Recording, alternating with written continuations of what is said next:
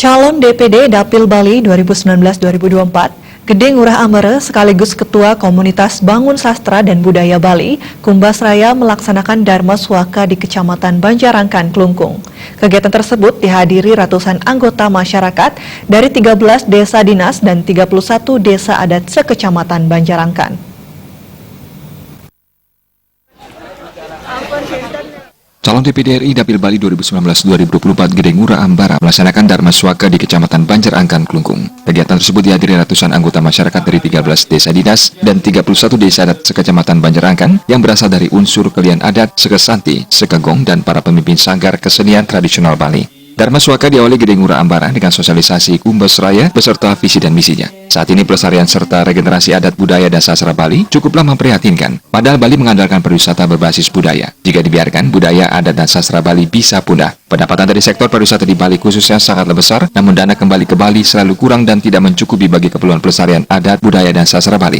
Oleh sebab itu, Gede Ngurah Ambara mengatakan kedepannya pihak akan berjuang agar besaran dana bagi pelestarian adat, budaya, dan sastra Bali harus disesuaikan dengan kebutuhan desa dan jumlah penduduknya. Intinya, besaran dana yang masuk ke Bali jumlahnya tidak bisa disamakan dengan provinsi lain karena keunikan adat, budaya, serta sastranya yang kaya nilai-nilai filosofi kehidupan. Mendengar pemaparan Gede Ngurah Ambara, Dewa Gede Ngurah perwakilan warga Banjar Semo Agung berharap Gede Ngurah Ambara bisa kembali merebut anggaran pusat untuk dikembalikan ke Bali untuk menopang kehidupan ekonomi, kesehatan, pendidikan, dan pelestarian adat, budaya, dan sastra Bali.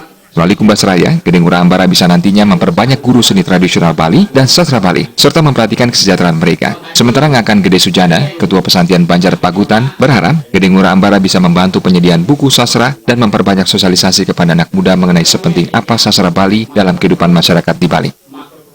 Semua seni-seni bisa diturunkan di desa-desa dan memberikan wejang-wejangan dan pelajaran-pelajaran kepada regenerasi muda yang mau bergabung di bidang seni. Itu lewat para prasarana santi dan budaya, itu yang kami butuhkan bantuan kepada beliau. Mudah-mudahan Bapak Gede Ambara Putra bisa merealisasikan bantuan yang kami ajukan.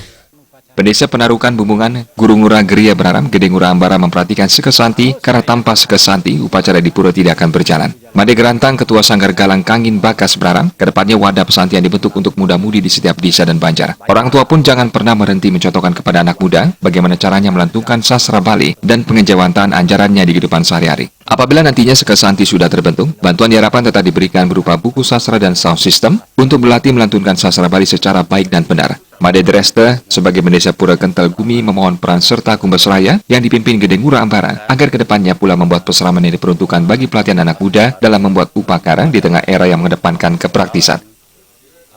Nah, kalau seandainya tidak ada Sekesanti, bagaimana dengan suatu jalan upacara agama? Maka kami sangat berharap ke depan kami akan selalu berhubung dengan Pademan, terutama dalam konteks pembinaan Sekesanti yang ada di desa Pekraman kami. Di mana di dalam suatu desa Pekraman, terutama di kalangan generasi muda, dia adalah keinginan untuk mau belajar dalam sastra. Nah, dalam Banjar, Skup Muda-Mudi dibentuklah suatu wadah. Dengan adanya peseraman, di sana kita latih untuk mengerjakan semua perlengkapan upacara dalam upacara, apakah feodalan, apakah dewoyadnya, apakah butoyadnya, putrayadnya, dan sebagainya, itu supaya dibekali generasi kita ke depan. Pendapatan terbesar dari sektor pariwisata seharusnya bisa kembali lagi ke Bali, menopang dan melestarikan kehidupan, adat, budaya, dan keagamaan orang Bali. Namun anehnya, besaran anggaran yang kembali lagi ke Bali jumlahnya disamakan dengan provinsi yang tidak melaksanakan kehidupan adat, budaya, dan agama. Gung Krisna, Bali TV.